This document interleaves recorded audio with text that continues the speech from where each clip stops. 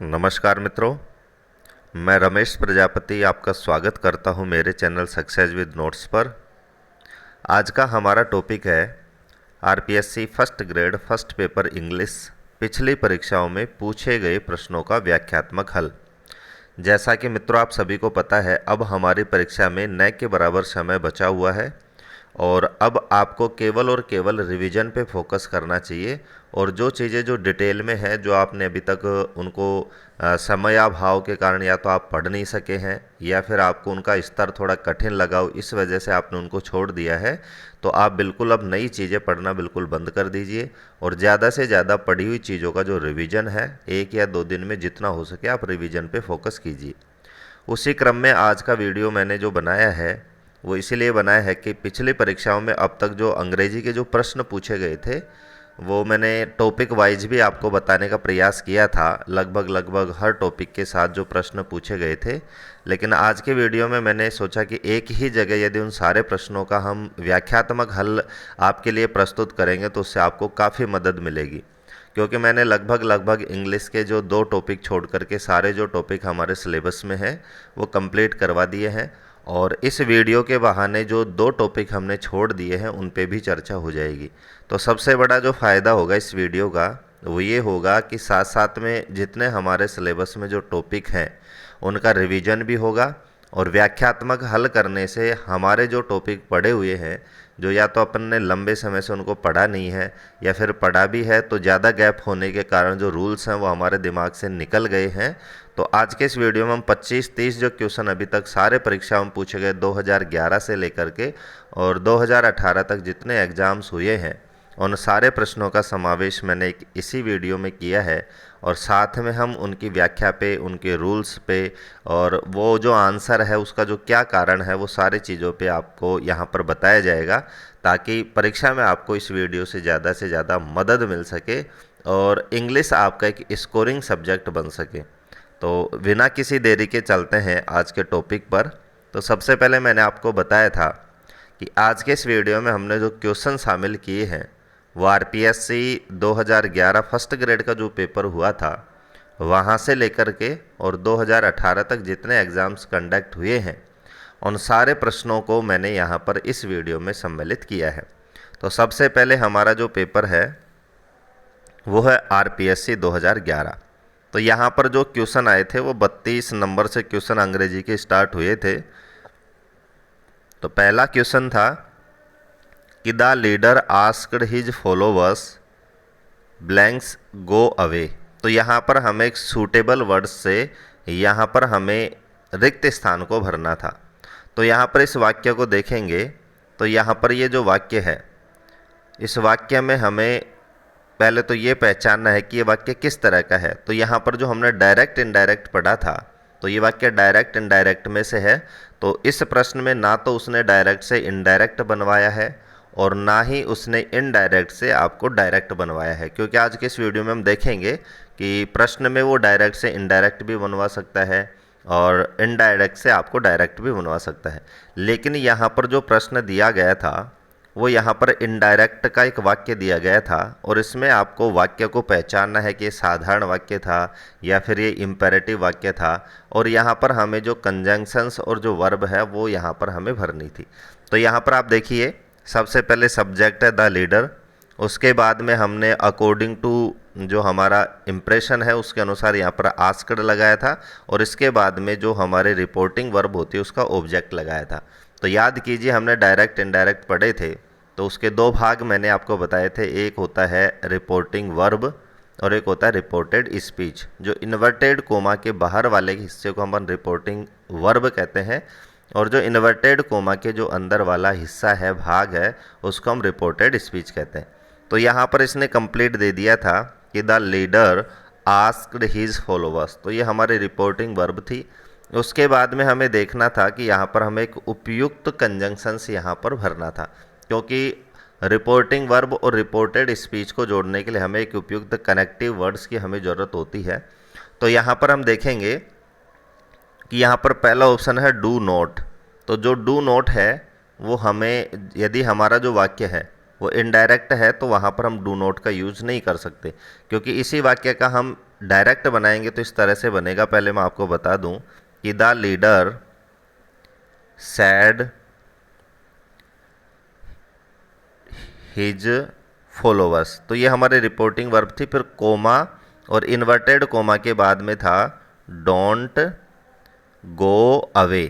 तो don't go away का यदि हम इनडायरेक्ट बनाते हैं तो यहाँ पर मैंने आपको बताया था यदि वाक्य की शुरुआत डोंट से हो रही है तो हम डोंट को हटा देते हैं और उसकी जगह हमें कनेक्टिव वर्ड्स लगाना नोट टू, और उसके बाद में जो हमारी वर्ब की फर्स्ट फॉर्म है उसको जोड़ करके और सारे वाक्यों को हम यथावत रख देते हैं। तो सीधा सा हमारा वाक्य हो जाएगा नोट टू, क्योंकि यहाँ पर आप देखेंगे तो हमारा पूरा वाक्य बन जाएगा कि the leader asked his followers not to go away. नेता ने अपने फॉलोवर्स अनुयायियों को कहा कि बाहर मत जाइए। यहाँ पर आप देख सकते हैं कि डोंट वाले वाक्यों को बनाने के लिए मैंने एक नियम और बताया था। यदि इस आस्क्ड की जगह हमने फॉरबेड कर दिया होता तो मैंने आपको बताया था यदि फॉरबेड आ जाता है तो हमें नोट टू का यूज़ न करके केवल टू का यूज़ करते हैं कि the leader forbade his followers to go away. तो याद कीजिए सारे नियम जो मैंने आपको अच्छी तरह से समझा रखे हैं। तो ये जो क्वेश्चन था वो डायरेक्ट इनडायरेक्ट में से था और डायरेक्ट इसने यहाँ पर कनेक्टिव वर्ड्स यहाँ पर पूछा गया था। दूसरा हमारा क्वेश्चन था 33 2011 में जो पूछा गया था कि मैं कल पहुँच रहा हूँ। The above sentence can be translated into English as, यानी इस क्वेश्चन को हमें इंग्लिश में ट्रांसलेट करना था। तो हमारे सिलेबस में टेंस भी है, तो टेंस के आधार पर इस वाक्य को ये पूछा गया था। तो इसका जो उपयुक्त जो आंसर था कि मैं कल पहुंच रहा हूं। तो यहाँ पर देखिए सबसे पहले हमें टेंस के अकॉर्डिंग वाक्य की पहचान करनी है। तो रहा हूँ, रहे हैं, ये जो शब्द हैं ये या तो प्रेजेंट कॉन्टीन्यूअस में होते हैं या फिर प्रेजेंट परफेक्ट कॉन्टीन्यूअस में होते हैं, लेकिन यहाँ पर कोई समय नहीं दिया हुआ है। यदि हमें प्रेजेंट परफेक्ट कॉन्टीन्यूअस में बनाना होता है तो उस वाक्य में समय अवश्य होता है कि सुबह से, 2 वर्ष से, 3 साल से। तो यहाँ पर मैंने आपको टेंस भी बता रखे हैं हमारे चैनल पर। तो यहाँ पर हमें सीधा सा प्रेजेंट कॉन्टीन्यूअस में इस वाक्य को ट्रांसलेट करना है। तो सबसे पहले देखते हैं, सब्जेक्ट है मैं, तो मैं का हो जाएगा आई। उसके बाद बात करी है कि प्रेजेंट कॉन्टीन्यूअस, तो प्रेजेंट कॉन्टीन्यूअस में 3 तरह की वर्ब यूज होती है। यदि हमारे वाक्य का कर्ता ही, सी, इट और सिंगुलर है तो हम इज का यूज़ करते हैं। यदि हमारा जो सब्जेक्ट है वो प्लूरल है तो हम आर का यूज़ करते हैं, और यदि हमारा सब्जेक्ट आई है तो हम एम का यूज़ करते हैं। तो यहाँ पर देखिए आई के साथ एम का यहाँ पर यूज़ किया है, तो आई एम। उसके बाद जो वर्ब की फर्स्ट फॉर्म है उसमें अपन आईएनजी का यूज़ करते हैं, तो रीचिंग। और फिर कल के लिए यहाँ पर शब्द यूज़ किया गया है टुमारो। तो यहाँ पर इस प्रश्न का जो आंसर होगा वो पहला ऑप्शन बिल्कुल सही है कि आई एम रीचिंग टुमारो, कि मैं कल पहुँच रहा हूँ। यहाँ पर आगे के ऑप्शन देखेंगे तो आपको स्वतः यहाँ पर बिल्कुल गलत होंगे, क्योंकि देखिए आई शैल बी रीचिंग टुमारो, इसका जो अर्थ है शैल बी का यूज होता है फ्यूचर कॉन्टीन्यूअस में, तो मैं कल पहुंच रहा हूँगा। तो इस तरह का यदि वाक्य होता तो हमारा ये ऑप्शन होता। I am reaching to tomorrow, तो यहाँ पर टू कंजंक्शंस का यूज करने के कारण तीसरा ऑप्शन हमारा गलत है। और चौथा ऑप्शन है कि I will be reaching the next day, तो यहाँ पर भी देख सकते हैं कि विल बी का यूज़ किया गया है, फ्यूचर कॉन्टीन्यूअस की वर्ब का यहाँ पर यूज़ किया गया है, तो इसलिए हमारा चौथा ऑप्शन भी गलत है। तो हमारा जो राइट आंसर है वो ऑप्शन नंबर 1। नेक्स्ट क्वेश्चन है 34 कि द मीटिंग रिक्त स्थान एट 6 o'clock। तो यहाँ पर आपको बताना है कि निम्न में से कौन सा जो ऑप्शन है वो सही होगा। तो सबसे पहले मैंने आपको बताया था कि हमें जो ऑप्शन है, क्योंकि सबसे ज़्यादा क्वेश्चन अंग्रेजी के उसी के होते हैं जिसको क्वेश्चन का थोड़ा बहुत भाव समझ में आए, उसका जो मीनिंग है वो समझ में आए, और जो ऑप्शंस में से जो वोकैबलरी दी गई है, जो शब्द दिए गए हैं, उनका भी आपको मीनिंग आना जरूरी है, तभी हमारे ये जो शब्द वाले क्वेश्चन हैं वो सही होंगे। क्योंकि लास्ट के जो 4 चैप्टर जो थे वो शब्द पर आधारित चैप्टर थे, और मैंने आपको अच्छी तरह से वहाँ पर बताया था कि जितने ज़्यादा आपके शब्द याद होंगे उतना आपको ये जो 4 चैप्टर्स में से जो क्वेश्चन होगा वो सही होने के चांसेस ज़्यादा हो जाते हैं। तो सबसे पहले देखते हैं, पहला हमारा ऑप्शन है पोस्टपोन्ड। तो पोस्टपोन्ड का मतलब होता है स्थगित करना। तो the meeting postponed at 6 o'clock, तो यहाँ पर आप देख सकते हैं कि पोस्टपोन्ड यहाँ पर बिल्कुल सही नहीं होगा। दूसरा शब्द पहले मैं आपको बता देता हूँ चारों का जो अर्थ है, फिर आपको यहाँ पर समझाया जाएगा कि क्या यहाँ पर कौन सा ऑप्शन सही है और क्यों यहाँ पर हमारा ऑप्शन सही है। दूसरा जो शब्द है उसका जो अर्थ है वो है एजर्न्ड। एजर्न्ड का मतलब होता है स्थगित होना, स्थगित होना। पहला ऑप्शन था, उसका अर्थ था स्थगित करना। तो यहाँ पर आप शब्दों पर गौर करना है। पहला शब्द है स्थगित करना और दूसरे का अर्थ है स्थगित होना। तीसरा हमारा जो ऑप्शन है वो है एडजर्न। एडजर्न का मतलब होता है घोषित। तो यहाँ पर ये देखेंगे कि मीटिंग घोषित की गई, ये बिल्कुल हमारा गलत है। और चौथा जो ऑप्शन है प्रीपज्ड, ये हमारा ऑप्शन गलत है। इस तरह का कोई शब्द इंग्लिश में नहीं है, तो ये हमारा शब्द ही गलत है। तो यहाँ पर हमें केवल और केवल दो शब्दों पे गौर करना है, एक है स्थगित करना और एक है स्थगित होना।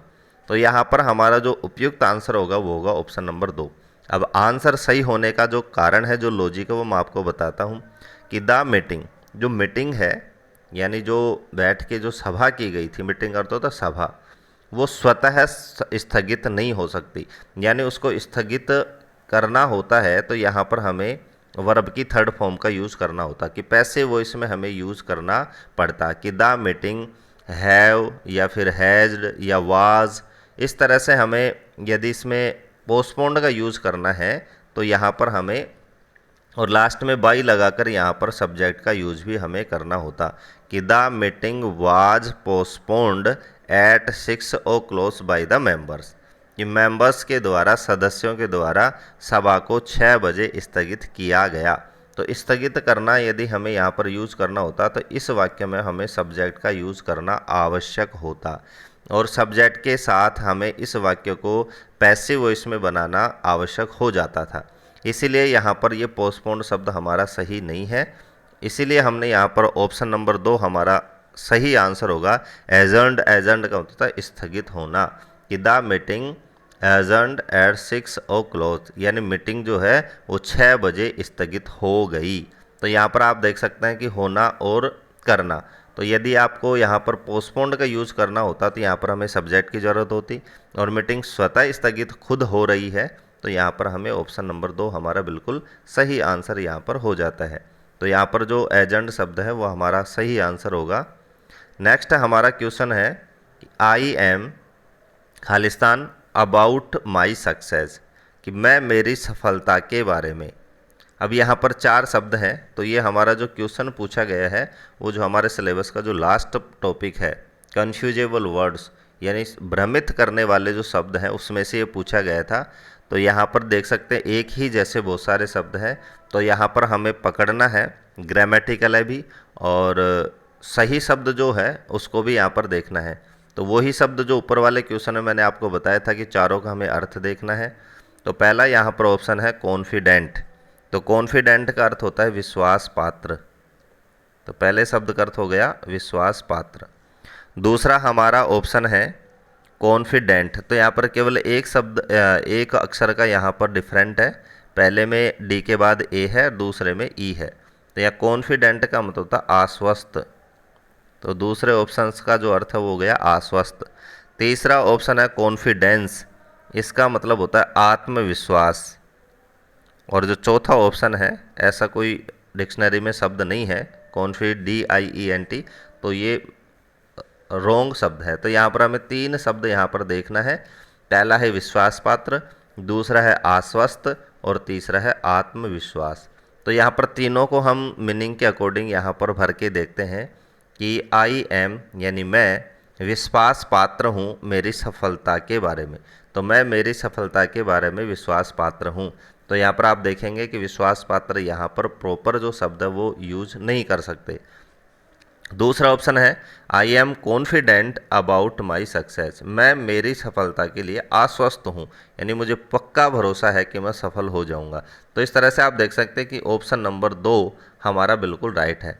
दूसरे तरीके से देखें तो पार्ट्स ऑफ स्पीच की तरह से देखें तो यहाँ पर आप देखेंगे जो कॉन्फिडेंट है वो नाउन है, और कॉन्फिडेंस भी यहाँ पर नाउन है, बल्कि हमें यहाँ पर एक एडजेक्टिव भरना था कॉन्फिडेंट, क्योंकि आई का जो एडजेक्टिव वो confident, I am confident, he is confident, you are confident. तो यहाँ पर आपको देखना है कि यहाँ पर जो ऑप्शन नंबर 2 है आश्वस्त होना या आश्वस्त, तो वो यहाँ पर उपयुक्त शब्द हमारा होगा। तो आई am confident about my success. तो इस तरह से आपको क्वेश्चन समझ में आ रहे होंगे कि किस तरह से हमें वहाँ पर क्वेश्चन को समझना है, किस तरह से हमें सारे ऑप्शंस देखना है। ये मैं आपको न केवल अंग्रेजी के लिए बल्कि सारा जो पेपर होगा उसी के लिए मैं एक सलाह देना चाह रहा हूँ कि आपको कोई भी जो क्वेश्चन है उसके चारों ऑप्शन अवश्य देखना है, क्योंकि बहुत सारे क्वेश्चन इसी तरह से हमारे गलत हो जाते हैं, क्योंकि हम बिना ऑप्शन देखे एक या दो ऑप्शन देखने पर हमें लगता है कि पहला ही ऑप्शन हमारा आंसर है और उसी पे अपन टिक कर देते हैं। बाद में घर आके जब पेपर देखते हैं तो हमें लगता है कि आंसर तो हमारा लास्ट ऑप्शन था। इसलिए एक बार क्वेश्चन को अच्छी तरह से समझें, सारे ऑप्शंस को आप पढ़ें और फिर ही उसी का आंसर देंगे तो आपका जो क्वेश्चन है वो बिल्कुल सही होगा। तो इस तरह से ये 4 क्वेश्चन 2011 में पूछे गए थे। नेक्स्ट पेपर की हम बात करते हैं 2013 में। तो 2013 का जो पहला प्रश्न था क्वेश्चन नंबर 32 कि choose the right answer from the given alternative, कि दिए गए विकल्पों में से सही आंसर को आपको चूज करना है। तो यहाँ पर देखेंगे कि I don't necessarily want to blank a crisis but I have some bad news to tell you all. I don't necessarily want to, अब यहाँ पर हमें सही शब्द भरना है और मैंने आपको बताया था कि आप देखेंगे कि शब्द वाले क्वेश्चन यहाँ पर ज़्यादा पूछे गए थे लास्ट एग्जाम्स में। 2018 की हम बात करेंगे तो 2018 में जो क्वेश्चन पूछे गए थे वो ग्रामेटिकली ज़्यादा पूछे गए थे, और 2011 और 13 का जो क्वेश्चन था उसमें शब्दों पर आधारित प्रश्न ज़्यादा थे। तो ये क्वेश्चन हम जब ही कर सकते हैं जब मैंने आपको फिर बता रहा हूँ चारों ऑप्शंस के अर्थ अपन को आ रहे हों। तो यहाँ पर पहले हम चारों ऑप्शंस के अर्थ देखेंगे। गिव का मतलब होता है देना, ब्रिंग का मतलब होता है लाना, स्टार्ट का मतलब होता है शुरू करना, और प्रेसिपिटेट का मतलब होता है बढ़ाना। तो यहाँ पर आप देखेंगे कि चारों का मैंने यहाँ पर अर्थ लिख दिया है। अब यहाँ पर हम इसको भर के देखते हैं कि I don't necessarily want to, मैं आवश्यक रूप से गिव ए क्राइसिस, एक संकट या मुसीबत नहीं देना चाहता, but I have some bad news, लेकिन मेरे पास एक बुरी खबर है, टू टेल यू ऑल, तुम सबको बताने के लिए। तो यहाँ पर हमारे पास दो शब्द, एक तो देखेंगे गिव यानी क्राइसिस मुसीबत देना, दूसरा शब्द है ब्रिंग ए क्राइसिस मुसीबत लाना। तो यहाँ पर आप देखेंगे कि ब्रिंग शब्द बिल्कुल सही नहीं है। तीसरा ऑप्शन है स्टार्ट मुसीबत शुरू करना, यानी स्टार्ट ए क्राइसिस, यहाँ पर स्टार्ट भरेंगे तो हमारा वाक्य हो जाएगा स्टार्ट ए क्राइसिस। तो मुसीबत शुरू करना ये भी हमारा आंसर सही नहीं होगा। लास्ट का ऑप्शन है बढ़ाना, मुसीबत को बढ़ाना। तो यहाँ पर आप देखेंगे कि दो यहाँ पर शब्द हमारे पास ठीक ठाक बैठते हैं, एक तो गिव कि मैं आपको मुसीबत नहीं देना चाहता, और दूसरा है परसिपिटेट। अब दोनों में भी हमें एक सही आंसर को यहाँ पर चूज करना है।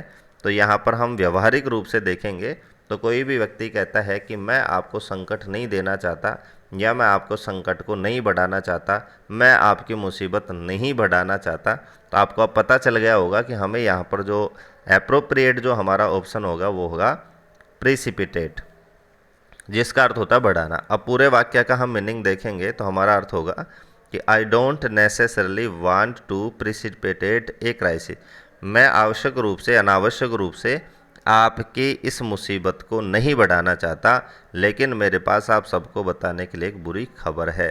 तो इस ऑप्शंस का जो हमारा आंसर होगा ऑप्शन नंबर 4। नेक्स्ट हमारा क्वेश्चन है कि चूज़ द एप्रोप्रिएट एंटोनिम्स, यानी सही विलोम शब्द आपको चूज करना है। और ये हमारा जो 2-4 रोज पहले ही मैंने इस चैप्टर पर वीडियो भी बनाया है विलोम और पर्यायवाची पर, वहाँ पर भी इस क्वेश्चन को आपको बताया था। तो देखते हैं हमारा जो सही जो विलोम शब्द है वो कौन सा होगा कि to succeed in life pay heed to both friends and. तो यहाँ पर हमें बताया गया है, सीधा सा निर्देश है कि यहाँ पर हमें विलोम शब्द चूज करना है। तो टू सक्सीड इन लाइफ जीवन में सफल होने के लिए पे हीड हमें ध्यान देना होगा टू बोथ दोनों पर, फ्रेंड्स यानी मित्रों पर भी, और मित्रों का जो विलोम शब्द हो जाएगा वो हो जाएगा ऑप्शन नंबर 3 फोज, FOES, फोज का मतलब होता है दुश्मन। तो हमें जीवन में आगे बढ़ने के लिए सफल होने के लिए दोनों लोगों से हमें सावधान रहना होगा, दोनों लोगों पर हमें ध्यान देना होगा, मित्रों पर भी और शत्रुओं पर भी। तो ये विलोम शब्द से पूछा गया प्रश्न था। नेक्स्ट हमारा क्वेश्चन है कि he was very ill last year, पिछले साल वह बहुत बीमार था, बट थैंक गॉडनेस, लेकिन भगवान का शुक्र है, ही पुल्ड। तो यहाँ पर हमें यूज़ द करेक्ट प्रीपोजिशन, तो प्रीपोजिशन से क्वेश्चन पूछा गया था कि सही प्रीपोजिशन यहाँ पर भरनी है। तो यहाँ पर एक वर्ब है पुल्ड। तो पुल्ड के साथ जब कभी भी हम प्रीपोजिशंस का यूज़ करते हैं तो उसको हम फ्रेजल वर्ब कहते हैं। और इसके बारे में जब प्रीपोजिशन हम पढ़ रहे थे तो वहाँ पर भी मैंने बताया था कि यदि किसी वर्ब के साथ हम फिक्स प्रीपोजिशंस का यूज़ करते हैं तो उसको हम फ्रेजल वर्ब कहते हैं। वहाँ पर मैंने एग्जाम्पल भी आपको बताया था, जैसे बहुत ही सिंपल एग्जाम्पल वहाँ पर लिया था। हमारे पास एक वर्ब है मेक, मेक का अर्थ होता है बनाना, और एक हमारे पास प्रीपोजिशंस अप का मतलब होता है ऊपर। जब दोनों एक साथ आएंगे तो इसका अर्थ ये नहीं होगा कि ऊपर बनाना, बल्कि इसका अर्थ हो जाएगा मेकअप, यानी श्रृंगार करना, सजना संवरना। तो इस तरह से आप देखेंगे कि दोनों का मीनिंग अलग था, और जब दोनों एक साथ यूज होते हैं तो इनका जो मीनिंग है बिल्कुल ही बदल जाता है। तो उसी तरह से यहाँ पर हमें पुल्ड के साथ हमें एक सही शब्द को, सही प्रीपोजिशंस को चूज करना है, ताकि अकॉर्डिंग टू सेंटेंस हमारा जो मीनिंग है वो कन्वे हो सके। तो यहाँ पर आप देखेंगे तो पहली प्रीपोजिशन थ्रू। थ्रू का मतलब, पुल्ड का यदि हम थ्रू के साथ यूज करेंगे तो पुल्ड थ्रू का अर्थ होता है जीवित रहना। तो यहाँ पर आप देखेंगे कि वैसे आंसर हमारा पहला ही ऑप्शन है कि he was very last year, पिछले साल वह बहुत बीमार था, लेकिन भगवान का शुक्र है कि वह अभी तक क्या है, जीवित है। तो भयंकर बीमार होने के बावजूद भी वह जीवित है, इसीलिए हमारा पहला ऑप्शन हो जाएगा पुल थ्रू। तो पुल थ्रू का मतलब होता है जीवित रहना। अब हम दूसरे ऑप्शंस की बात करें, पुल ऑफ का मतलब होता है जीतना। तो यहाँ पर हार जीत की बात ही नहीं हो रही है किसी पूरे वाक्य में, दूसरा ऑप्शन हमारा सही नहीं होगा। तीसरा ऑप्शन है पुल ऑन, तो पुल ऑन का मतलब होता है सरकाना, और चौथा ऑप्शन है पुल अलोंग, इसका अर्थ होता है खींचना। तो यहाँ पर अकॉर्डिंग टू सेंटेंस जो पहले जो भाव दिखाए गए हैं उसके अनुसार हमारा जो पहला आंसर है, पहला ऑप्शन है, वो 34वें नंबर का हमारा जो क्वेश्चन है उसका सही आंसर होगा पुल्ड थ्रू। तो इस तरह से यहाँ पर इन क्वेश्चनों को करवाने का जो टारगेट है, जो उद्देश्य है, वो यही है कि आप इन प्रश्नों का वापस से रिवीजन करें, और आपके जो चैप्टर मैंने पढ़ाए हैं, जो आपने नोट्स बनाए हैं, टेलीग्राम पे भी मैंने नोट्स उपलब्ध करवाए हैं, उनको पढ़ते समय इन सारी जो बातें मैं आपको बता रहा हूँ कि किस तरह से हमें ऑप्शंस को देखना है, किस तरह से हमें वाक्य को देखें और रिक्त स्थान भरना है, सारी चीज़ों का आप रिवीजन कर सकें। क्योंकि 2 या 3 दिन का समय आपके पास है, और 2 या 3 दिन में भी आपके 4-5 प्रश्न अंग्रेजी के सही होते हैं, तो आपकी जो सफलता है उसमें जो श्योरिटी है वो बिल्कुल बढ़ जाती है। नेक्स्ट हमारा क्वेश्चन है 2015 में जो पूछा गया था कि these clothes have to be washed, change to active voice. अब यहाँ पर आप देख सकते हैं कि एक्टिव पैसिव से ये क्वेश्चन हमारा पूछा गया था, और वहाँ पर मैंने आपको सारे नियम बताए थे कि साधारण वाक्यों का एक्टिव से पैसिव किस तरह बनाया जाता है, प्रश्नात्मक वाक्यों का एक्टिव से पैसिव वॉइस बनाने के रूल्स क्या हैं, और वहाँ पर मैंने दोनों चीज़ें बताई थी, डायरेक्ट इनडायरेक्ट में भी और पैसिव वॉइस में भी, कि एग्जामिनर एक्टिव से आपको पैसिव भी बनवा सकता है और पैसिव से आपको एक्टिव भी बनवा सकता है। तो यहाँ पर उसी तरह का ये क्वेश्चन था कि यहाँ पर जो क्वेश्चन है वो पैसिव वॉइस में था, और इसमें आपको इसको चेंज टू एक्टिव, एक्टिव में बदलना है। अब सबसे पहले हम देखते हैं पैसिव वॉइस। तो जब एक्टिव से पैसिव वॉइस बनाते हैं तो सबसे पहले हम ऑब्जेक्ट को लाते हैं, फिर ऑब्जेक्ट के अनुसार हम टेंस को चेंज करके हम हेल्पिंग वर्ब लाते हैं, फिर वर्ब की थर्ड फॉर्म यूज करते हैं, फिर बाई लगा करके हम सब्जेक्ट को रखते हैं। और यदि पैसिव से हम एक्टिव बनाएंगे तो सबसे पहले हम देखेंगे कि जो बाई लगकर जो हमारा सब्जेक्ट है उसको सबसे पहले लाते हैं। तो यहाँ पर हम सब्जेक्ट को देखेंगे कि these clothes have to be washed. तो यहाँ पर अपन देखेंगे कि यहाँ पर कोई सब्जेक्ट नहीं है। तो यहाँ पर ऐसे वाक्यों में सब्जेक्ट नहीं होता है जिस वाक्य का सब्जेक्ट समवन, समबडी, पीपल हो, तो वहाँ पर हम बाई लगा करके इनका यूज़ नहीं करते हैं। तो यहाँ पर हमें बिल्कुल क्लियर है कि जब इसका एक्टिव बनाएंगे तो हमारा सब्जेक्ट होगा समवन या समबडी। तो यहाँ पर अपन देखेंगे कि पहला ऑप्शन है वो बिल्कुल गलत है, क्योंकि इसमें हमारा सब्जेक्ट है सी। इसलिए गलत है, यदि सी हमारा एक्टिव पैसिव वॉइस का सब्जेक्ट होता तो यहाँ पर बाई लगकर यहाँ पर हो जाता बाई हर, कि these clothes have to be washed by her. तो बाई हर था नहीं, इसलिए सी वाला हमारा ऑप्शन बिल्कुल यहाँ पर कट। दूसरा ऑप्शन देखते हैं कि समबडी हैज़। तो यहाँ पर हम पहले अभी सब्जेक्ट की बात कर रहे हैं, तो हमारा दूसरा ऑप्शन सही हो सकता है। तीसरा ऑप्शन देखते हैं कि सम वन हैव। तीसरा ऑप्शन हमारा इसलिए गलत है कि सम वन के साथ हमेशा सिंगुलर वर्ब का यूज़ होता है, यहाँ पर हैव का यूज़ किया गया है, तो तीसरा ऑप्शन भी हमारा कट। नेक्स्ट देखेंगे सम वन विल बी वॉशिंग। तो यहाँ पर देखेंगे कि वॉशिंग आ रहा है, और यहाँ पर हमेशा वर्ब की मैंने आपको बताया कि पैसिव वॉइस में थर्ड फॉर्म यूज होती है, तो उसके अकॉर्डिंग हमें यूज़ करना। तो यहाँ पर हैव टू का यूज़ किया गया था, तो उसी के अनुसार यहाँ पर हैव शब्द भी आपको देखना था। तो यहाँ पर ये जो ऑप्शन है ये भी हमारा क्या हो जाएगा, कट, क्योंकि यहाँ पर विल बी का यूज होगा। और यहाँ पर आप देखेंगे कि कहीं भी फ्यूचर टेंस का जिक्र नहीं है, तो केवल हमारा जो आंसर होगा वो होगा ऑप्शन नंबर 2। अब इसका हम बनाकर भी देखेंगे, तो हमारा देखो दूसरे ऑप्शन को हम ध्यान से देखेंगे, तो somebody has to wash these clothes. अब यहाँ पर अपन देखेंगे कि ये जो हमारा वाक्य था वो एक्टिव का है, तो इसको हम पैसिव वॉइस बनाएंगे। तो सबसे पहले हम मैच करने के लिए, क्रॉस मैच करने के लिए अपनी तरफ से जो पीछा जो लास्ट पेज होगा हमारे पेपर का, जिस पर रफ कार्य लिखा होगा, वहाँ पर आप अपने रूल्स के अनुसार बनाकर भी आपको देखना है। तो सबसे पहले हम ऑब्जेक्ट देखते हैं, तो इस वाक्य का ऑब्जेक्ट है दीज क्लोथ्स, तो इसको सबसे पहले लिखते हैं, तो यहाँ लिखेंगे दीज क्लोथ्स। उसके बाद हम देखेंगे कि टेंस की हमें पहचान करनी है और उसके अकॉर्डिंग हमें वर्ब का यूज़ करना है। तो यहाँ पर हैज़ टू का प्रयोग किया गया है, तो हैज़ टू को हमें उसी टेंस में रखना है, लेकिन अकॉर्डिंग टू हमारा जो सब्जेक्ट है नया, उसके अनुसार बदलना है। तो यहाँ पर समबडी होने के कारण हैज़ यानी सिंगुलर वर्ब का यूज़ किया गया था। अब हमारा नया सब्जेक्ट बनकर आया दीज क्लोथ्स, ये प्लूरल है, तो हमें प्लूरल वर्ब यूज़ करनी है हैव टू। तो हमारा वाक्य यहाँ तक बन चुका है दीज क्लोथ्स हैव टू। उसके बाद में हम देखते हैं कि जब पैसिव वॉइस बनाते हैं कि टू वाली वर्ब है उसमें बी लगाना पड़ता है, तो बी, और उसके बाद में वर्ब की थर्ड फॉर्म, तो वाश की थर्ड फॉर्म हो जाएगी वाश्ड। तो हमारा वाक्य बन गया कि these clothes have to be washed. उसके बाद हम लास्ट में बाई लगाकर सब्जेक्ट को लिखते हैं, लेकिन मैंने आपको बताया कि यदि हमारा सब्जेक्ट समवन है या समबडी है तो हम बाई लगा करके सब्जेक्ट को नहीं लिखते हैं। तो यहाँ पर कंप्लीट वाक्य बन गया these clothes have to be washed, these clothes have to be washed. तो हमारा ऑप्शन नंबर 2 बिल्कुल सही होगा। तो आपको वहाँ पर क्रॉस मैच भी करना है, ऑप्शंस को ही सही नहीं मानना है, पीछे जो रफ कार्य लिखा हुआ आता है वहाँ पर आपको इसको बदल कर भी देखना है। और यहाँ पर जैसे मैंने आपको बदल कर दिखाया है, और बदलने से आपका जो ऑप्शन है वो बिल्कुल मैच कर रहा है, तो हमारा ऑप्शन नंबर 2 बिल्कुल सही आंसर है। तो इसी तरह से 2015 में भी 4 प्रश्न अंग्रेजी के पूछे गए थे, क्वेश्चन नंबर 32, 33, 34 और 35। अब हम बात करते हैं 2015 की, सॉरी वो 2013 का पेपर था, अब 2015 हम देखते हैं। तो 2015 का हमारा पहला प्रश्न था कि select the correct sentence in direct speech from the given options for the sentence below.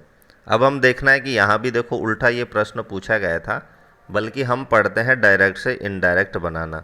यहाँ पर वाक्य दिया गया है इनडायरेक्ट में और आपको बनाना है डायरेक्ट में, कि an old mouse asked who would bell the cat. तो यहाँ पर आप देखेंगे कि ना कोई कोमा है, ना कोई इन्वर्टेड कोमा है, ना यहाँ पर रिपोर्टिंग वर्ब दिखाई दे रही है, ना यहाँ पर रिपोर्टेड स्पीच। तो इस वाक्य को हम कहते हैं इनडायरेक्ट। तो इनडायरेक्ट से हमें डायरेक्ट बनाना है, तो हमें कोमा भी लगाना होगा, इन्वर्टेड कोमा भी लगाना होगा, रिपोर्टिंग वर्ब को भी हमें वार करना होगा। तो सबसे पहले हम देखते हैं कि 4 ऑप्शन है कि an old mouse said, N old mouse said, N old mouse said, N old mouse said. तो यहाँ पर जो रिपोर्टिंग वर्ब है वो सेम है। अब हमें मेन चीज़ जो देखनी है वो रिपोर्टेड स्पीच में देखना है कि हमारा कौन सा ऑप्शन सही है। तो इसके लिए हम जो हमारा जो इनडायरेक्ट का जो वाक्य उसमें जाएंगे, तो यहाँ पर सबसे पहले देखेंगे कि हमारा जो वाक्य वो प्रश्नात्मक वाक्य है, और प्रश्नात्मक वाक्य का जो कनेक्टिव वर्ड्स है, यदि WH वर्ड से हमारा क्वेश्चन शुरू हो रहा है तो हमारा जो इन्वर्टेड कोमा के अंदर वाला जो वाक्य शुरू होगा वो WH वर्ड से होगा। तो सबसे पहले हमें देखना है, उस वाक्य को छांटना है जिसके स्टार्ट में हु आ रहा हो। तो देखेंगे कि 4 ऑप्शन में हु है, तो यहाँ तक हमारे 4 ऑप्शन सही है। उसके बाद हम देखेंगे कि यहाँ पर वुड का यूज़ किया गया है, तो यहाँ पर इनडायरेक्ट में हम बात करते हैं तो वुड विल को बदल करके हम वुड करते हैं। तो दूसरी चीज़ हमें देखनी है हु के बाद में विल का यूज़ कहाँ किया गया है। तो पहला ऑप्शन है यहाँ पर विल का यूज़ हुआ है, दूसरे ऑप्शन में कैन का हुआ है, तीसरे में वुड का हुआ है, और चौथे में यहाँ पर विल का हुआ है। तो यहाँ पर हमारे विल के 2 यहाँ पर हमारे ऑप्शन हैं, और यदि ऑलरेडी वुड है तो भी हमारा वुड रहेगा। तो यहाँ पर दूसरा ऑप्शन हमारा स्वतः कट हो जाता है। अब हमारे पास 3 ऑप्शन शेष रहते हैं, option number 1, option number 3, option number 4। उसके बाद हम देखेंगे कि विल के बाद वर्ब की फर्स्ट फॉर्म बैल ऐसे कैसे रहेगी, तो यहाँ पर बैल का यूज़ किया गया है, और उसके बाद में द कैट, द कैट। तो यहाँ पर हमारा जो आंसर होगा वो होगा ऑप्शन नंबर 1। अभी तक हमारे पास 3 ऑप्शन थे, 1, 3 और 4। अब हम तीसरे पे चर्चा करेंगे, तीसरा हमारा गलत क्यों है। तो यहाँ पर देखेंगे कि would have bell the cat, तो यहाँ पर हैव का यूज़ किया गया है और ये फ्यूचर परफेक्ट का यहाँ पर टेंस बनाया गया है। तो यदि यहाँ पर हैव होता तो हमें यहाँ जो हमारा इनडायरेक्ट जो वाक्य दिया गया है यहाँ पर भी हमें हैव देखने को मिलता, लेकिन यहाँ पर सीधा who would bell the cat. तो यहाँ पर ये सिंपल फ्यूचर का वाक्य था। तो जब हम इनडायरेक्ट बनाएंगे, डायरेक्ट बनाएंगे, तो हमें सिंपल फ्यूचर का ही वाक्य हमें बनाना है। तो यहाँ पर हमारा सिंपल फ्यूचर का जो वाक्य है वो ऑप्शन नंबर 1 में है कि who will bell the cat. तो आप देख रहे होंगे कि कितना घुमा फिरा के वो प्रश्न पूछता है। अभी तक हम ये सोच रहे थे कि हमें वहाँ पर एक डायरेक्ट वाक्य देकर उसको हमें इनडायरेक्ट में बदलना है, तो हम बदल देंगे, लेकिन यहाँ पर वो डायरेक्ट दे रखा है और इसको इनडायरेक्ट में पूछ रहा है, यानी कोमा भी लगाना, इन्वर्टेड कोमा भी लगाना, वाक्य की पहचान भी करनी है, कौन से वाक्य का इसको बदल कर यहाँ पर लिखा गया है, सारी चीज़ें हमें सावधानी से ध्यान रखनी है। नेक्स्ट हमारा क्वेश्चन है क्वेश्चन नंबर 28 कि चूज फ्रॉम द ऑप्शन से suitable word for the expression given below, कि नीचे जो भाव दिए गए हैं इनके अनुसार एक सूटेबल ऑप्शन हमें चूज करना है। तो सबसे पहले वाक्य देखते हैं और इसके भाव के अनुसार हमें एक शब्द का चूज करना है। ये जो क्वेश्चन पूछा गया है, क्योंकि यहाँ पर मैंने आपको बताया था कि हमें चैप्टर का भी पता होना चाहिए कि इस तरह का जो क्वेश्चन है वो कौन से चैप्टर से पूछा गया है। कि undue favour shown by a holder of high office to his relatives. Holder का मतलब होता है मालिक, कि एक हाई ऑफिस के ओनर के द्वारा अपने रिलेटिव्स यानी रिश्तेदार के प्रति अनड्यू फेवर, एक अनचाहा फेवर दिखाना। तो यहाँ पर आप देखते हैं कि कोई भी एक कंपनी का कोई मालिक है और वो अपने रिश्तेदार के प्रति एक अलग तरह का व्यवहार दिखाता है, तो उसे हम किस शब्द से शो करते हैं। तो यहाँ पर डायरेक्ट मैं आंसर आपको बताता हूँ, इसका आंसर है नेपोटिज्म। नेपोटिज्म का अर्थ होता है भाई भतीजावाद। ये जो शब्द है वो मोस्ट ऑफ आपको फिल्म इंडस्ट्री में देखने को मिलता है। इसका सीधा सा अर्थ होता है कि जैसे फिल्म इंडस्ट्री में कोई आदमी काम करता है, तो आप भी देख रहे होंगे कि उसकी दूसरी पीढ़ी भी फिल्म इंडस्ट्री में है, उसकी तीसरी पीढ़ी भी फिल्म इंडस्ट्री में है। क्यों? क्योंकि वो उन्हीं लोगों को प्रमोट करते हैं जो उनके क्या है, रिलेटिव्स। तो इस वाक्य में उसी भाव को दिखाया गया है कि अनड्यू फेवर, यानी गलत तरीके से पक्ष लेना। किसका? ए रिलेटिव्स, अपने रिश्तेदार का। किसके द्वारा? By holder of high office, एक हाई ऑफिस यानी एक उच्च कार्यालय का जो अधिकारी है उसके द्वारा। तो जिसके पास अधिकार है वो चाहता है कि इस कार्यालय में, इस ऑफिस में, इस कंपनी में मेरे रिश्तेदार के अलावा कोई दूसरा प्रवेश ना कर सके। इसी के लिए एक शब्द बना है नेपोटिज्म। तो यहाँ पर जो हमारा आंसर हो जाएगा वो हो जाएगा नेपोटिज्म। नेक्स्ट हमारा क्वेश्चन है select correct suffix to make adjective of the following. ये हमारा जो सिलेबस है RPSC first grade first paper English का, उसका लास्ट टॉपिक है, सेकंड लास्ट टॉपिक है 90 नंबर का, making words using suffix and prefix, यानी उपसर्ग और प्रत्यय का यूज करके और नए शब्द का निर्माण करना। वहाँ से ये पूछा गया है। तो यहाँ पर सबसे पहले हमें क्वेश्चन को समझना है कि पूछना क्या चाह रहा है। तो सेलेक्ट करेक्ट सफिक्स, सफिक्स का मतलब होता है प्रत्यय, तो और प्रत्यय का यूज शब्द के लास्ट में किया जाता है। तो 4 ऑप्शन है, तो सही प्रत्यय का हमें यूज करना है क्या बनाने के लिए? एडजेक्टिव यानी विशेषण। तो यहाँ पर विशेष ध्यान रखना है कि हमें सफिक्स जोड़कर हम नाउन बना सकते हैं, सफिक्स जोड़कर हम वर्ब बना सकते हैं, सफिक्स जोड़कर हम एडवर्ब बना सकते हैं, सफिक्स जोड़कर हम एडजेक्टिव यानी विशेषण भी बना सकते हैं। तो यहाँ पर हमें क्या बनाने के लिए निर्देश दिया गया है? तो यहाँ पर हमें विशेषण बनाना है। किसमें? हैजार्ड शब्द में जोड़ करके, HAZARD, हैजार्ड। हैजार्ड शब्द में हमें ऐसा ऑप्शन ढूंढना है जिसको जोड़ने से ये एडजेक्टिव बन जाए। ऑलरेडी ये नाउन हैजार्ड का मतलब होता है खतरा, इसमें हम कौन सा प्रत्यय जोड़ें कि ये हमारा एडजेक्टिव बन जाए। तो सबसे पहले हम देखते हैं कि इसमें ओ यू एस हम जोड़ते हैं तो ये बनता है हैजार्ड्स। तो हैजार्ड्स का मतलब होता है खतरनाक। तो हमारा ओ यू एस जोड़ने से पहला जो ऑप्शन है ये हमारा एडजेक्टिव बन जाता है। दूसरा ऑप्शन है एल वाई। तो एल वाई जोड़ने से कोई भी हमारा नया शब्द यहाँ पर नहीं बनता है, क्योंकि एल वाई मोस्ट ऑफ हम नाउन से और एडवर्ब जोड़ने के लिए बनाते हैं। लेकिन यदि हैजार्ड में अपन एल वाई जोड़ते हैं तो हमारा कोई भी सार्थक मीनिंग निकल कर नहीं आता है।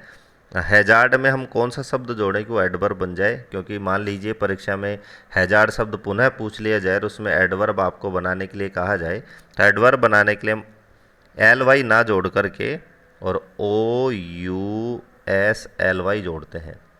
तो हैजार्डसली, तो इसका अर्थ हो जाएगा खतरनाक तरीके से। तो ये एडवर्ब बनेगा। वाई जोड़ने से भी कोई शब्द नहीं बनता है, और हैजार्डिंग का मतलब होता है खतरे में डालना, तो ये वर्ब है। तो आई एन जी जोड़ने से ये वर्ब बनती है। ओ यू एस जोड़ने से ये एडवर्ब बनती है। वाई जोड़ने से कोई सार्थक शब्द नहीं बनता है, और हैजार्ड में ओ यू एस जोड़ने से हमारा एडजेक्टिव बनता है। तो हमारा राइट आंसर हो जाएगा ऑप्शन नंबर 1। नेक्स्ट क्वेश्चन है कि in the sentence given below change into passive voice. ये बहुत ही सरल क्वेश्चन इसको माना जाता है कि डायरेक्ट इसने एक्टिव का वाक्य देख करके हमें क्या पूछ रहा है, passive voice bye selecting the correct alternative. तो हमारा एक्टिव का वाक्य है कि why did your brothers scold you. ऐसे वाक्यों को हम क्या है कि बनाकर भी देख सकते हैं। तो सबसे पहले हमें जो प्रॉपर तरीका है, जो मैंने आपको चैप्टर पढ़ाते समय बताया था, कि सबसे पहले हमें क्वेश्चन पहचानना है, वाक्य पहचानना है कि वाक्य कौन सी कैटेगरी का है। तो यहाँ लास्ट में क्वेश्चन ऑफ इंटरोगेशन है और वाक्य की शुरुआत WH वर्ड से भी हो रही है। तो ये जो वाक्य है वो हमारा इंटेरोगेटिव यानी प्रश्नात्मक वाक्य है। तो प्रश्नात्मक वाक्य का मैंने आपको बताया था कि पैसिव वॉइस बनाते हैं तो प्रश्नात्मक ही बनता है, और उसी WH वर्ड से हम वाक्य की शुरुआत करते हैं, केवल 1-2 WH वर्ड को छोड़ करके, हु को छोड़ करके, हुम को छोड़ करके। तो यहाँ पर सबसे पहले हम एक एक शब्द से हम पैसिव वॉइस बनाते हैं। तो सबसे पहले यहाँ पर वाई का यूज करेंगे। उसके बाद वाई के बाद हम देखते हैं कि हमारा जो हेल्पिंग वर्ब है वो हम लगाएंगे। तो यहाँ पर डिड था, और डिड कौन से टेंस का होता है, did past indefinite. Past indefinite का हम एक्टिव से पैसिव वॉइस बनाते समय नेक्स्ट टेंस में जाते हैं, यानी पास्ट कॉन्टिन्यूस की यहाँ पर वर्ब लाते हैं। लेकिन हेल्पिंग वर्ब लगाने से पहले हमें नया जो सब्जेक्ट बनकर आएगा उसका हमें वचन देखना है। एक वचन है तो हेल्पिंग वर्ब हम वाज लगाएंगे, और यदि हमारा ऑब्जेक्ट बहुवचन है तो हम वर लगाएंगे। तो यहाँ पर इस वाक्य का ऑब्जेक्ट है यू, तो यू हमारा सिंगुलर है, तो यहाँ इसी वजह से वाई के बाद हम लगाएंगे वर, क्योंकि वाई यू के साथ हमेशा किसका यूज होता है, वर का। तो वाई वर। उसके बाद हम ऑब्जेक्ट को सब्जेक्ट बनाते हैं। तो यू का ऑब्जेक्टिव केस भी यू होता है और सब्जेक्टिव केस भी यू होता है। तो वाई वर यू। उसके बाद हम वर्ब की थर्ड फॉर्म का यूज़ करते हैं। तो स्कोल्ड है, तो उसके बाद थर्ड फॉर्म लगाएंगे स्कोल्डेड, SCOLDED। तो वाई वर यू स्कोल्डेड। उसके बाद में बाई लगा करके हमारा जो सब्जेक्ट है उसको लिखते हैं। तो यहाँ पर हमारा सब्जेक्ट था योर ब्रोदर, तो बाई योर ब्रोदर। तो इस तरह से अब इस ऑप्शंस को मिलाएंगे कि जो मैंने आपको बताया कौन से ऑप्शन में है। तो why were you scolded by your brother. तो यहाँ पर ऑप्शन नंबर हमारा जो 3 है वो राइट आंसर हो जाएगा। तो इस तरह से आप देख सकते हैं कि बिना ऑप्शन देखे मैंने आपको यहाँ पर कन्वर्ट किया। इसी तरह से आपको परीक्षा में direct indirect, passive voice, tense आदि को करना है। पीछे जो रफ कार्य है वहाँ पर इस वाक्यों को आपको लिखना है और इसको अपने नियमों के अनुसार बनाना है, और जो आपका जो बनकर तैयार हुआ उसको आप ऑप्शन में मैच करना है बिना ऑप्शन देखे, और जब वो मैच हो जाए तो वही आपका राइट आंसर होगा। अब यहाँ पर आपने देखा कि किस तरह से अपन ने यहाँ पर बनाया था, तो हमारा बिल्कुल सही हो गया। यहाँ पर गलत ऑप्शंस को भी हम देखेंगे कि गलत क्यों है। तो पहले ऑप्शन में यहाँ डिड की जगह डिड ही यूज़ किया, टेंस का जो परिवर्तन है वो नहीं किया, इसलिए यहाँ पर पहला ऑप्शन गलत है। दूसरा ऑप्शन है कि why your brother scolded you. यहाँ पर बी फॉर्म का यूज़ नहीं किया गया, क्योंकि मैंने आपको बताया था कि पैसिव वॉइस के हर वाक्य में बी का यूज़ किया जाएगा, या इज आर एम का यूज़ किया जाएगा, या फिर वाज वर में से कोई एक होगा, या फिर खुद बी होगा, बी होगा, बीन होगा, किसी ना किसी बी फॉर्म का यूज़ किया जाता है। दूसरे ऑप्शन में कोई बी फॉर्म नहीं है, इसलिए ये वाक्य गलत है। तीसरा अपन ने बना के देखा यहाँ पर बी भी है, वर्ब की थर्ड फॉर्म भी है, बाई लगाकर सब्जेक्ट भी लिखा गया है और प्रश्नात्मक वाक्य का प्रश्नात्मक भी बनाया गया है। चौथा ऑप्शन क्यों गलत है कि वाई यू वर, तो यहाँ पर आप देख सकते हैं कि डब्ल्यू एच वर्ड के तुरंत बाद हेल्पिंग वर्ब आती है, फिर सब्जेक्ट आता है, तो यहाँ पर जो ऑर्डर ऑफ द वर्ड्स है सेंटेंस बनाने का वो गलत है। तो यहाँ पर मैंने आज के इस प्रश्न में आपको न केवल सही ऑप्शंस पे चर्चा करके बताई है, बल्कि जो गलत ऑप्शंस हैं उस पर भी चर्चा करके बताई है कि ऑप्शन गलत क्यों है, क्योंकि इसी से हमारा पूरा जो रिवीजन है वो अच्छी तरह से होता है।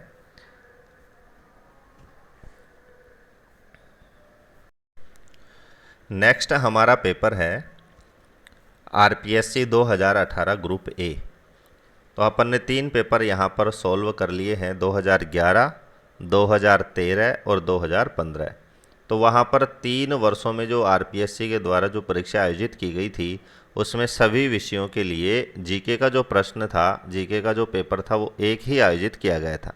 लेकिन 2018 में सारे विषयों का ग्रुप वाइज यहाँ पर फर्स्ट पेपर का आयोजन किया गया था और उसमें 3 फर्स्ट पेपर के आयोजन हुए थे, ग्रुप ए, ग्रुप बी और ग्रुप सी। तो यहाँ पर हम जीके के यहाँ पर 3 प्रश्नों पर चर्चा करते हैं। तो पहला जो प्रश्न पत्र था वो ए ग्रुप का है, तो इसमें देखते हैं कि कौन से प्रश्न पूछे गए थे, कौन से चैप्टर से यहाँ पर प्रश्न आए थे। तो पहला प्रश्न है 2018 ग्रुप ए का जो पेपर था कि choose the grammatically correct option, व्याकरणिक दृष्टि से सही ऑप्शंस का चुनाव करना है। तो if he were to reach the venue in time, यदि वह समय पर पहुंचना चाहते हैं, द वेन्यू स्थान पर, तो he blanks have to hurry up, तो उन्हें जल्दी करनी होगी। हरी अप का मतलब था जल्दी करना, तो स्वाभाविक है यदि हमें समय पर कहीं पर पहुंचना है तो हमें जल्दी करनी होगी। तो यहाँ पर ये जो वाक्य है इफ से इस वाक्य की शुरुआत हो रही है। और जब हमने सीक्वेंस ऑफ टेंस पढ़ा था तो वहाँ पर मैंने आपको एक वाक्य बताया था कंडीशनल सेंटेंसेज, और कंडीशनल सेंटेंसेज वहाँ पर मैंने आपको बताया कि 3 तरह के होते हैं। तो यहाँ पर मैं सारा का बता देता हूँ, आपको वापस रिपीट करता हूँ, क्योंकि यदि कंडीशनल में से आपका जो क्वेश्चन यदि पूछा जाएगा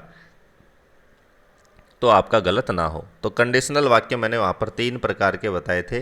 पहला मैंने आपको बताया था ओपन कंडीशन, OPEN, दूसरा बताया था इमेजिनरी कंडीशन, और तीसरा मैंने आपको बताया था इम्पॉसिबल कंडीशन। तीनों की पहचान क्या होती है, तीनों की शुरुआत होगी इफ से। तो तीनों को हमें भरना कैसा है, पहला जो ओपन कंडीशन है इसमें यदि इफ के साथ प्रेजेंट इंडेफिनेट टेंस है तो जो बाद वाला जो सबॉर्डिनेट क्लोज होगा, क्योंकि कंडीशनल वाक्य में 2 तरह के हमारे क्लोज होते हैं, एक तो मैन क्लोज और एक सबॉर्डिनेट क्लोज। तो यदि मैन क्लोज में कौन सा टेंस होगा, प्रेजेंट इंडेफिनेट होगा, तो हमारा सबॉर्डिनेट यानी आगे का जो क्लोज होगा उसमें आपको विल के साथ वर्ब की थर्ड फॉर्म को भरना है। तो यहाँ पर आप देख सकते हैं कि 2 वाक्य हैं, या तो वो इधर खालिस्तान दे सकता है या फिर इधर। तो इधर यदि वो प्रेजेंट इंडेफिनेट भरा होता तो यहाँ पर हम विल भरते। दूसरा हम देखते हैं इमेजिनरी कंडीशन में क्या होता है कि इफ़ के साथ यदि पास्ट इंडेफिनेट है तो हमें नेक्स्ट वाला जो वाक्य होगा उसमें वुड के साथ वर्ब की थर्ड फॉर्म भरनी है। तीसरा है यदि हैड के साथ, इफ़ के बाद हैड के साथ वर्ब की थर्ड फॉर्म है, ध्यान से सुने जगह कम है तो ओवर राइटिंग हो रहा है, तो यदि इफ़ के साथ हैड प्लस वर्ब की थर्ड फॉर्म है तो नेक्स्ट वाला जो खालिस्तान है इसमें आपको वुड हैव प्लस वर्ब की थर्ड फॉर्म को भरना है, वुड हैव वर्ब की थर्ड फॉर्म। तो यहाँ पर हम देखेंगे कि यहाँ पर इफ़ के साथ वर्ब का यूज़ किया गया है। यहाँ पर हमारा ये दूसरे प्रकार का वाक्य है कि इफ़ के साथ यदि पास्ट इंडेफिनेट है तो हमें जो नेक्स्ट है उसके साथ वुड के साथ वर्ब की थर्ड फॉर्म को भरना है। तो यहाँ पर हैव, यहाँ पर वर्ब की फर्स्ट फॉर्म है, तो हमें ऑप्शंस में से क्या चूज करना है, वुड। तो यहाँ पर हमारा जो आंसर होगा वो होगा आंसर नंबर 2।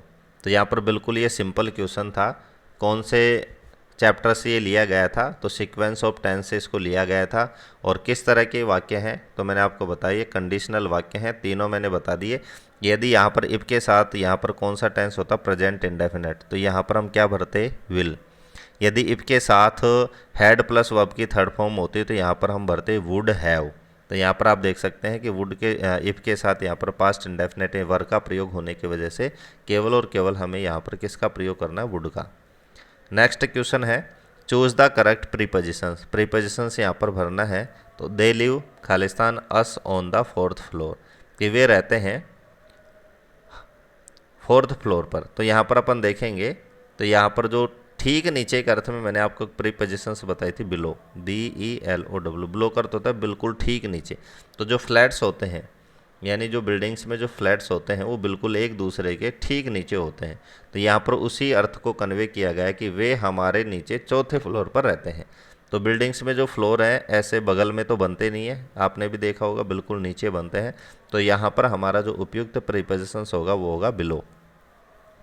नेक्स्ट हमारा क्वेश्चन था choose the correct degree of adjective. तो डिग्री वाले चैप्टर से इस प्रश्न को पूछा गया था कि ए कार्स प्राइस, एक कार की कीमत, इज यूजुअली, प्रायः होती है, देन ए बाइक्स प्राइस, एक बाइक की कीमत से। तो यहाँ पर कार की जो कीमत है वो बाइक की कीमत से क्या होती है, ज़्यादा। तो यहाँ पर डिग्री 3 प्रकार की मैंने आपको डिग्री बताई है, पॉजिटिव डिग्री है, कंपैरेटिव डिग्री है और सुपरलेटिव डिग्री है। तो यहाँ पर दो चीज़ों में, दो व्यक्तियों में, दो स्थानों में यदि हम तुलना करते हैं तो वहाँ पर हम कौन से डिग्री का यूज़ करते हैं, तो कंपैरेटिव डिग्री का यूज़ करते हैं। और मैंने आपको बताया था कि कंपैरेटिव डिग्री बनाने के लिए हमें 2 नियमों का वहाँ पर यूज़ करना होता है। पहला होता है कि ER जोड़ करके, यदि हमारा जो शब्द है, हमारा जो एडजेक्टिव है, यदि वो एक सिलेबल में बोलता है, एक साथ बोलता है, तो हम ER जोड़ करके कंपैरेटिव डिग्री बना देते हैं। यदि हमारा जो एडजेक्टिव है 2 या 2 से अधिक सिलेबल में बोल रहा है तो उसके साथ हम मोर जोड़ करके उसका कंपैरेटिव डिग्री बनाते हैं। तो यहाँ पर हम देख सकते हैं कि एक कार की कीमत तो एक बाइक की कीमत से ज़्यादा होती है। तो यहाँ सबसे पहले तो हमें देखना है कि जो ज़्यादा वाला ऑप्शन है वो ढूंढना है। तो चीपर, कार की कीमत बाइक की कीमत से सस्ती होती है, तो ये ऑप्शन हमारा गलत हो जाएगा। लोअर का मतलब तक कम, तो कम भी नहीं होती। यहाँ पर चौथा ऑप्शन भी देख लेते हैं, हाई, लेकिन हाई में ना तो उसने मोर जोड़ा है ना इसने ER जोड़ा है, तो ये डिग्री कंपैरेटिव डिग्री है नहीं। तो हमारा तीसरा ऑप्शन बिल्कुल सही होगा, मोर एक्सपेंसिव। यहाँ पर मोर शब्द क्यों जोड़ा है, क्योंकि हमारा जो एडजेक्टिव है एक्सपेंसिव, इसमें एक से ज़्यादा सिलेबल है, एक्सपेंसिव। इसीलिए मैंने आपको वहाँ पर चैप्टर पढ़ाते समय बताया था कि कंपैरेटिव और सुपरलेटिव डिग्री बनाने के लिए सिंपल तरीके से हम ER और EST जोड़ते हैं। जैसे हाई तो हाईएस्ट, हायर। लेकिन यदि हमारा जो एडजेक्टिव है, जो शब्द है वो 2 सिलेबल में है, तो हम उसमें मोर या मोस्ट जोड़ते हैं। जैसे इंटेलिजेंट शब्द है तो उसके कंपैरेटिव डिग्री बनाने के लिए मोर शब्द जोड़ करके मोर इंटेलिजेंट, और सुपरलेटिव डिग्री बनाने के लिए मोस्ट इंटेलिजेंट। तो यहाँ पर हमारा जो सही आंसर होगा वो होगा option number 3, more expensive. Last question है 2018 का ग्रुप ए पेपर का कि which option is not the antonym of obedient. ये भी हमने अभी पढ़ा है 2-4 रोज पहले ही विलोम शब्द वाले चैप्टर में, कि यहाँ पर पूछ रहा है कि कौन सा ऑप्शन ओबीडेंट का विलोम नहीं है। तो विलोम नहीं है तो यहाँ पर पूछ रहा है कि पर्यायवाची है, यानी ओबीडेंट का यहाँ पर पर्यायवाची हमने वहाँ पर देखा था ड्यूटीफुल। तो यहाँ पर तीसरा ऑप्शन हमारा सही हो जाएगा। यदि यहाँ पर नोट शब्द नहीं होता कि which option is the antonym of obedient, कि कौन सा शब्द ओबीडेंट का विलोम शब्द है, तो हमें यहाँ पर विलोम शब्द ढूंढना पड़ता, तो डिसओबीडेंट यहाँ पर हमारा आंसर हो जाता। लेकिन यहाँ पर क्वेश्चन में छोटा सा एक नोट शब्द है, इस पर आपको गौर करना है, क्वेश्चन को अच्छी तरह से पढ़ना है। ये पूछ रहा है कि विलोम नहीं है, तो विलोम तो ये नहीं है ड्यूटीफुल, क्योंकि ड्यूटीफुल इसका क्या है, पर्यायवाची। नेक्स्ट हमारा पेपर है 2018 ग्रुप बी। तो 2018 ग्रुप बी का पहला हमारा क्वेश्चन है कि चूज द करेक्ट ऑप्शन, सही विकल्प का आपको चयन करना है। टाइम हैज़ बीन वेस्टेड, ये डिटरमिनर से क्वेश्चन पूछा गया था। तो डिटरमिनर्स में मैंने आपको few, many, much, a few ये पढ़ाए थे। यहाँ पर सबसे पहले डिटरमिनर्स भरने से पहले आपको मैंने 2 प्रकार के डिटरमिनर्स वहाँ पर बताए थे। तो आपने भी देखा होगा कि आज के इस वीडियो में हमने हर चैप्टर के साथ पूरे चैप्टर पर चर्चा करी है। प्रीपोजिशंस का चैप्टर आया तो पूरा हमने चर्चा करी है, पैसिव वॉइस का क्वेश्चन आया तो पैसिव वॉइस पे चर्चा करी है, सीक्वेंस ऑफ टेंस आया तो सीक्वेंस ऑफ टेंस पे चर्चा करी है। अब हमारा आया डिटरमिनर्स। तो डिटरमिनर्स में मैंने आपको बताया कि 2 तरह की डिटरमिनर्स होती हैं, एक वो जो काउंटेबल नाउन के साथ यूज होती हैं और एक वो जो अनकाउंटेबल के साथ यूज होती है। तो यहाँ पर सबसे पहले हम नाउन देखेंगे, टाइम। टाइम हमारा जो नाउन है वो है अनकाउंटेबल नाउन। तो यहाँ पर सबसे पहले तो हमें यही देखना है ऑप्शन में, ताकि हमारा समय भी बच सके, कि यहाँ पर हमारा कौन सा ऑप्शन या कौन से डिटरमिनर्स ऐसी हैं जो अनकाउंटेबल के साथ यूज होती हैं। तो पहला है फ्यू, इसका जो यूज है वो काउंटेबल के साथ होता है, तो यहाँ पर पहला आंसर हमारा हो नहीं सकता। दूसरा मैनी, तो मैनी का जो यूज है वो भी हमारा काउंटेबल के साथ होता है। तीसरा हमारा ऑप्शन है मच, इसका यूज़ अनकाउंटेबल के साथ होता है। और ए फ्यू भी काउंटेबल के साथ यूज होता है। तो बिल्कुल आसान तरीके से हमारा आंसर निकल कर आता है मच, कि much time has been waste, बहुत ज़्यादा समय बर्बाद कर दिया गया है। तो यहाँ पर 3 जो डिटर्मिनर्स थे वो यहाँ पर काउंटेबल के साथ आने वाले थे, और एक जो तीसरे ऑप्शन में मच वो अनकाउंटेबल। और हमारा जो नाउन है खालिस्तान के बाद, रिक्त स्थान के बाद, वो हमारा अनकाउंटेबल नाउन है, इसीलिए यहाँ पर हमें क्या यूज़ करना है, मच। नेक्स्ट हमारा क्वेश्चन है चूज़ द करेक्ट टेंस। यहाँ पर टेंस भरना है।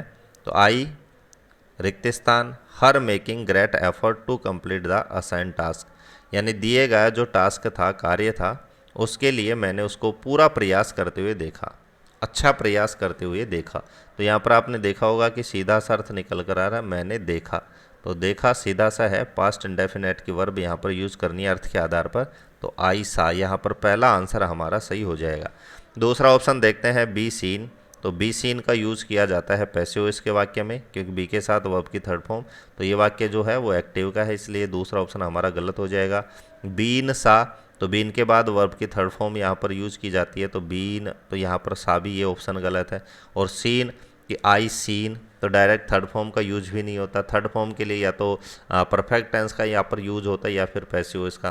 तो चौथा ऑप्शन भी हमारा यहाँ पर गलत है। तो सीधा सा हमारा, यदि चारों ऑप्शंस की बात करके और चर्चा करके भी मैंने आपको बता दिया, सीधा सा हमारा आंसर हो जाएगा ऑप्शन नंबर ए। और सीधा सा अर्थ भी अपन देखेंगे बैठा के, कि आई सा हर, मैंने उसको देखा, मेकिंग ग्रेट एफर्ट्स, अच्छा प्रयास करते हुए, to complete the assign task, दिए हुए कार्य को पूरा करने के लिए।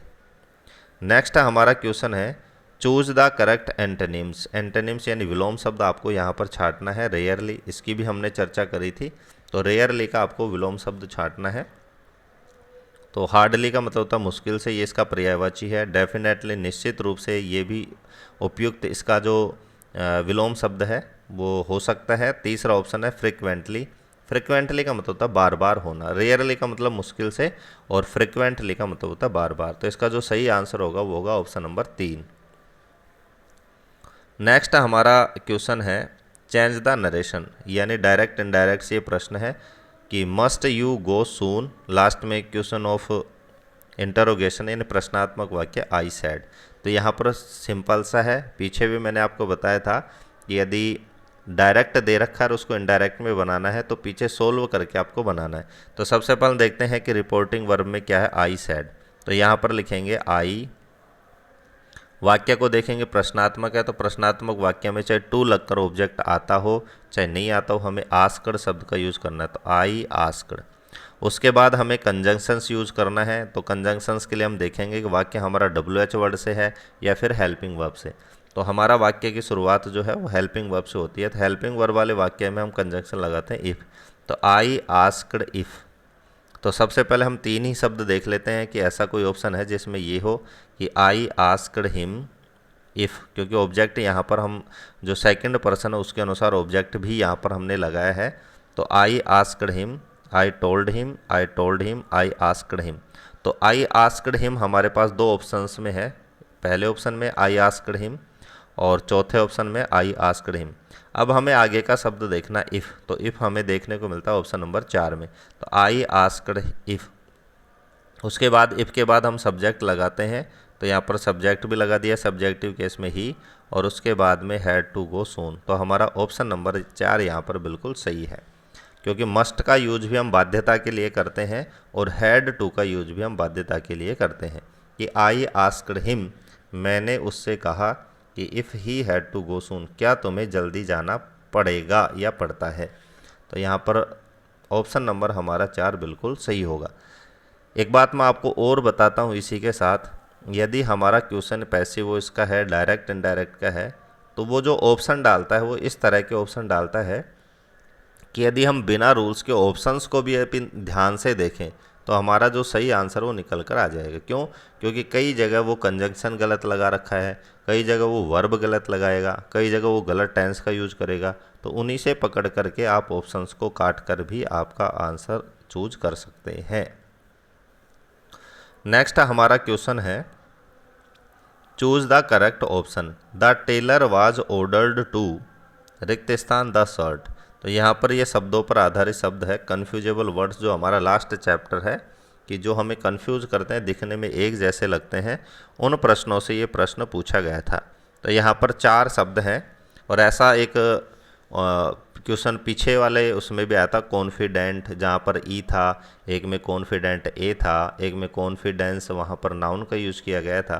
तो उसी तरह से यहाँ भी आपको देखने को मिलेगा, पहला शब्द है ALTAR और दूसरा शब्द है ALTER।